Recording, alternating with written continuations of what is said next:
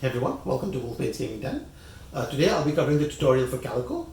Calico is a tile-laying game for 1 to 4 players, designed by Kevin Russ and published by Flatout Games and AEG. It's a really nice tile-laying game that can be played either as an abstract game if you want, or you can play it as a cat-themed game, which obviously, as you can see judging by the cover of the box itself.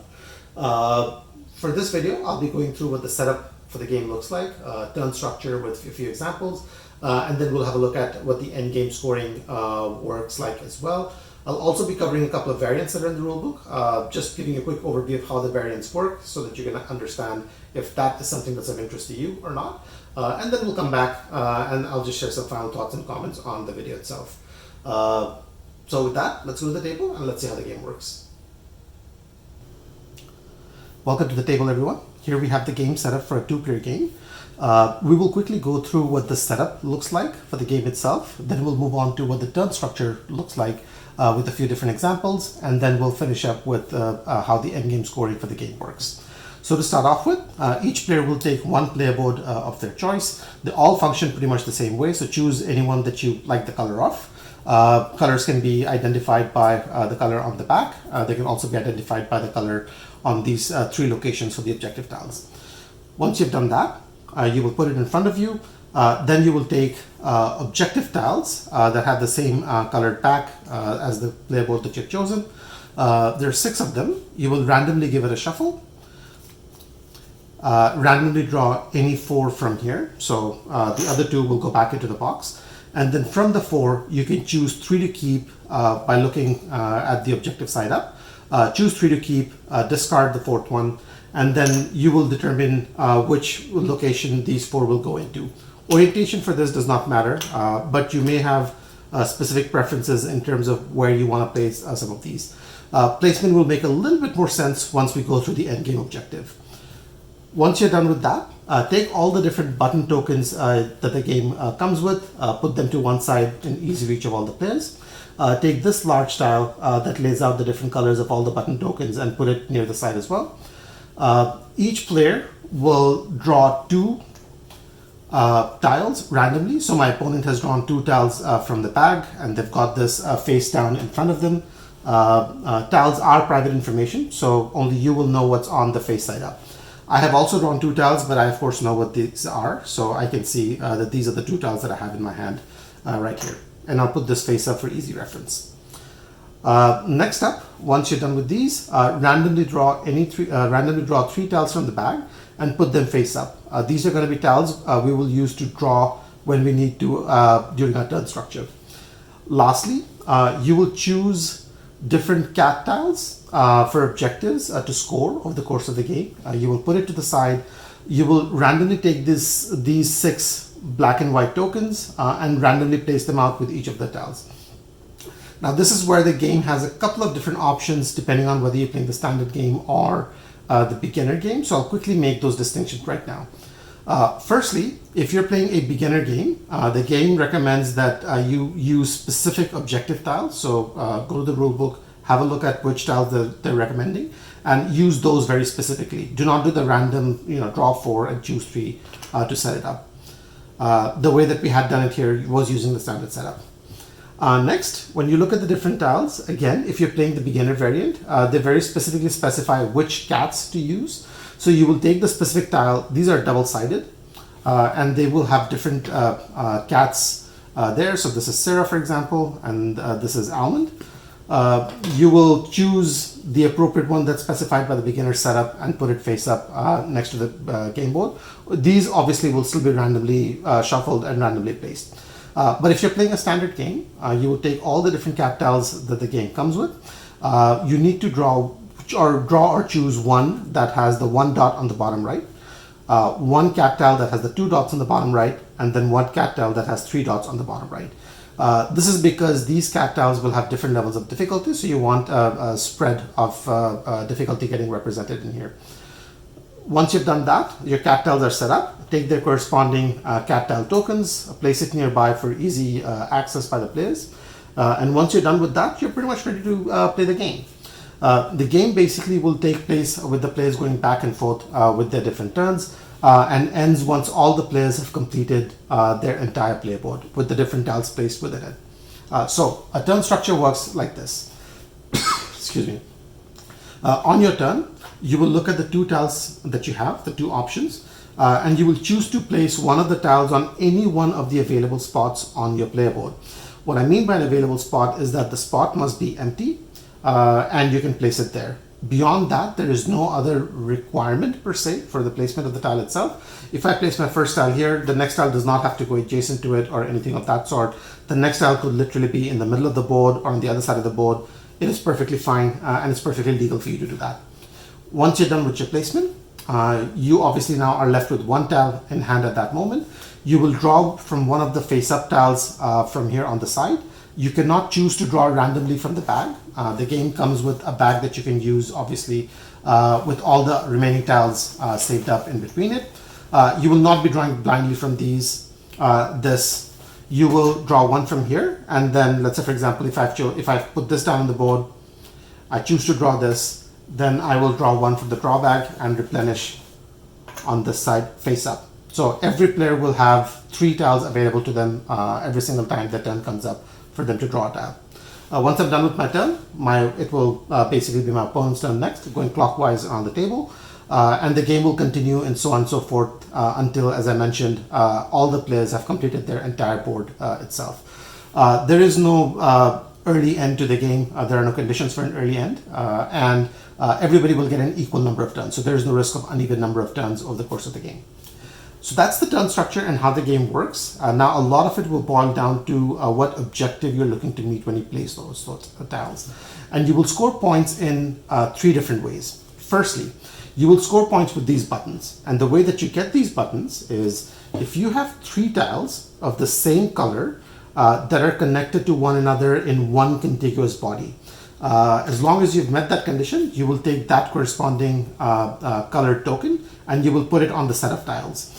And when you look at that, the other thing that I will quickly point out, and this is a good time to mention it, is as you can see, you will place these tiles on the board, but the board already comes pre-printed with a certain number of tiles going around the edge of the board. There are certain colors and there are certain patterns. So when you're looking to meet objectives for these, you only care about colors, you do not care about patterns. So as long as you have 3 of the same color connected to one another, you can take the corresponding one and put it down. So as an example, as we can see here, I have a pink tile over here. I could have put down a pink tile on one of my turns over here. And then on the turn that I will put down and complete the body of 3 of the same color, and the border tiles will count towards this, so keep an eye out for that. It's an easy one to miss. You will take the corresponding color token and just put it on any one of the tiles as a reminder that you've completed that particular section. You can get multiple of the same color tokens over the course of the game, but they must be separate bodies. So I cannot build another 3 pink tiles over here and get a second token to put down on it. It must be separate and away from it, and there must be a clear division between the different bodies. There must be 2 separate bodies, so to speak. The game comes with 6 different colors that you can achieve this objective with. So looking here at the board, these are the 6 colors that the game comes with. Every time you will complete a separate body of 3 of each one of these, you will take its corresponding tile and put it down. If you have completed at least one of all 6 different colors available in the game, you will take one of the rainbow tokens and just put it down on your board as well. The rainbow token can only be collected once over the course of the game. You will not get it more than once, whereas these tiles can be collected multiple times. Each token that you from this pile that you will collect, be that the rainbow or the colored tokens, will score you 3 points at the end of the game, as you can see by the number given here at the center. So that's one of the objectives you're looking to meet to be able to score points in the end game. The second type of objective that you're looking to meet are based on these 3 different tokens that you would have chosen and placed on the board. So let's quickly have a look at how these work. So this one, for example, tells me that on the 6 spaces surrounding it, these are hexagons, so you will have 6 spaces surrounding each one of these. I must have 3 tiles of the same type and then another 3 tile of a different same type. What I mean by that is As I mentioned, there are tiles of different colors and tiles of different designs. And we're not looked at the designs in detail yet, but this is a good time to do it. You will have different designs such as striped. Some will have dots. Some will have leaf patterns on them. And there are multiple different types. And you can see examples of all of those going around the body over here. There are 6 different types of colors in the game, and there are 6 different types of designs in the game. So this tells you that if you can surround this hex with 3 spaces, and they do not have to be together, they can be separate if needed, 3 spaces of either the same color, and then another 3 spaces of another same color, so 3 yellows and 3 green perhaps, or 3 blues and 3 yellows, or whatever combination you choose, you will score the points on the left hand side here, which is basically the 7 points. You can also achieve the 7 points by doing 3 of the same pattern and then another 3 of a different same pattern. If you do either colors or pattern, you will score the 7 points. But if you're successful in achieving it both for the pattern and the color, you will score the higher value point over here, which is 13 in this particular case. So as a reminder, again, you're looking to put down tiles in these 6 different spots and score points based on these objectives. So if you've understood this, hopefully the others will make a lot more sense. So something like this tells you that you must have 4 tiles of the same type, so of the same color, and then 2 other tiles of a different same color, or 4 of the same pattern and then another 2 of the same pattern, so A, B, B, and you will score 7 points. But of course, if you do it both for the pattern and the color, you will score 14 points. And then something like this will tell you that you must have unique ones, so there must all be 7 different colors and 7 different patterns. The tiles do come with various combinations of different colors and different patterns. So, each color will have multiple different patterns available as well. Each pattern, obviously vice versa, will also have different colors on it. So you can mix and match as far as those combinations are concerned. So that's the second objective you're looking to meet as you build the game out. The third objective you're looking to meet are from these cat tiles. So as we can see here, these are in different difficulty order. Now cats, interesting fact, are to some extent colorblind in real life, and these objective reflects that. So these cats do not care about colors, they only care about patterns. So unlike this where we were concerned with colors, here where we were concerned with a little bit of both, here we're only concerned with the pattern.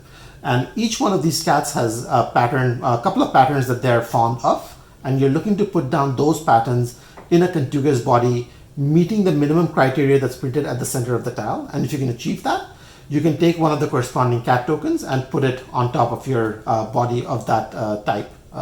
And it will score you points at the end of the game. The points are denoted by the number at the top left of each one of these tiles. They're also printed at the back of the cat tiles themselves. So in this particular case, Sarah or Kira wants 6 tiles of these 2 types connected to one another in one contiguous body. And if you can achieve that, and you cannot mix and match between the 2, so you cannot have 3 of these and 3 of these, the 6 must be of any one individual type together. And if you can achieve that, you will basically take the cat token, put it on top of that pattern, and then at the end of the game you will get the points printed at the back, which in this case is 9 points. I will mention that similar to these, where you can achieve multiple tokens for an individual color, you can also achieve multiple cat tokens from each one as well. So if I can repeat, let's say for example, something like this, which requires 3 or more tiles of these 2 types together, and I can achieve multiple of them, I can take multiple cat tokens and have multiple ones out on my board, and I will score for each one that I've collected. So with that said, that is pretty much what you're looking to do as you score over the course of the game itself. The game comes with a handy score pad. So once everybody has completed their full player board, you will basically add up the points for each player based on the 3 criteria that we've outlined. So 3 points for each one of these, points based on the objectives that you have met for these objective tiles in the middle of your board, based on if you score the lower value or the higher value, add those up, and then add up the points for the cat tokens you have successfully managed to collect over the course of the game, and then whoever has the most points at the end wins. So that is pretty much the setup and the walkthrough of the rules themselves. I did go through the beginner and the standard setup for the game I will quickly touch on a couple of variants that the game comes with. So if you want to play a slightly lighter version of this game, a slightly more family-friendly version of this game, there is a variant you can employ, which is stated at the back of the rulebook. Basically, what you will do in that instance is when you're putting down these objective tiles, you don't really, don't worry about the objective tiles. Basically, what you would do is you would put them face down, so you no longer need to worry about scoring for that particular, for those particular tiles in the game. You will score for these, and you will score for these. You do not have to worry about these anymore. So that's considered a family-friendly variant that's given at the back of the rulebook. The other variant that is also there at the back of the rulebook is for two-player games. And what that recommends is, if you're playing a two-player game and you want to use the two-player variant that's at the back of it, you will take certain tiles out of certain colors and certain patterns from the overall supply of tiles that you have, remove it, and then play with the ones that are remaining. The reason why you would want to do that is because that will reduce the variability of the different kind of tiles that may show up on your turn. In a two-player game, obviously you're not using all the tiles, so it is possible if you're playing a standard game that you could see not a sufficient, you could see some color or some pattern coming up a lot more often than the others, or some colors and patterns just not coming up at all or not quite as much, which adds a little bit to sort of like the volatility in terms of what's coming up. And if you want to spread that out a little bit more and make that variance a little lower, just take out the tiles that are mentioned at the back of the rulebook for the variants, and that will help you out with that. So for example, as I mentioned, here you can see you have the family-friendly variant mentioned, and then you have the two-player lower variance variant mentioned in here as well. The game also comes with a solo mode. I will not go through the specifics for the solo mode themselves, but if this is something that's of interest to you, you can go through the rule book and it does cover that. The solo mode is, I would say, pretty good for this game, so it's worth a shot if that's something that's of interest to you. The game also comes with achievements that you can employ over the course of the game, so if that's something that you are interested in, give it a go, and it's worth a good time if you want to try that out as well. So with that, that's it for all the rules for Calico. Let's go back to the table and I'll quickly give you my final thoughts and comments on the game. So those were the rules for Calico. Hopefully that gives you a very good sense on how the game works and flows and what the rules are, and hopefully you can get into the table without necessarily having to go through the rule book. I also have a review video for this out, so if you would like to get a detailed impression of what I think about the game, what I like and what I don't like, and what my thoughts in general are, I'll have a link for this down below. Have a look at it. I have a lot more details and opinion that I've shared in that video, so hopefully you'll find that helpful as well. Beyond that, it's a fun tile-laying game for 1 to 4 players. Solo mode is quite strong. The multiplayer mode is quite strong as well. Give it a go. Let me know what you think about the game, and if you have any thoughts, comments, suggestions, please feel free to leave them down below. And thanks for watching, and I'll see you at the next one. Take care.